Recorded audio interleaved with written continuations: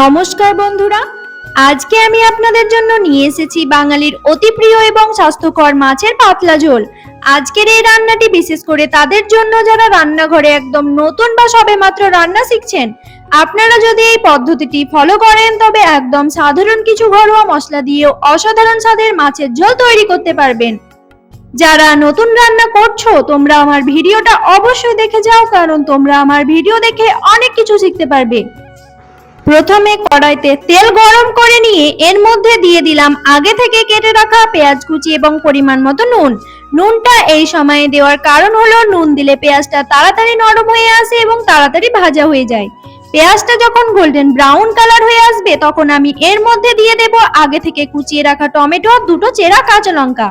এবার টমেটোটাকে খুব ভালো করে কষাতে হবে যতক্ষণ না টমেটোটা পুরোপুরি গলে যাচ্ছে এবং এর কাঁচা গন্ধটা চলে যাচ্ছে। টমেটোটা কষানো হয়ে গেলে এর মধ্যে দিয়ে দিচ্ছি হলুদ, জিরে গুঁড়ো, লঙ্কার গুঁড়ো আর সুন্দর রঙের জন্য কাশ্মীরি লাল লঙ্কার গুঁড়ো। সাথে দিয়ে দিচ্ছি আদা রসুনের পেস্ট। এবার মশলাটাকে খুব ভালো করে কষিয়ে নেব। মশলাটা যখন কষানো হয়ে যাবে তখন আমি এর মধ্যে দিয়ে দেব আগে থেকে কেটে বেছে রাখা মাছের টুকরোগুলো। মনে রাখবেন মাছগুলোকে মশলার সাথে অনেকক্ষণ ধরে কষাতে হবে। আমি মাছগুলোকে খুব ভালোভাবে কষাবো যাতে মশলার স্বাদ মাছের একদম ভেতর পর্যন্ত প্রবেশ করে। মাছগুলো খুব ভালোভাবে কষানো হয়ে গেলে আমি এর মধ্যে পরিমাণ মতো জল দিয়ে দেব। জল দিয়ে কিছুক্ষণ নাড়াচাড়া করে এবার ঢাকনা দিয়ে দেব যাতে মাছটা ভেতর থেকে খুব সুন্দরভাবে সেদ্ধ হয়ে যায়।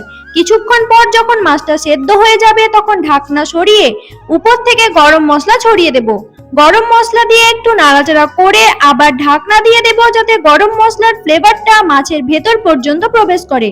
ব্যাস, তৈরি হয়ে গেল আমাদের মাছের পাতলা ঝোল। ভিডিওটা ভালো লাগলে লাইক ও শেয়ার করতে ভুলবেন না। দেখা হবে পরবর্তী কোনো নেক্সট ভিডিওতে।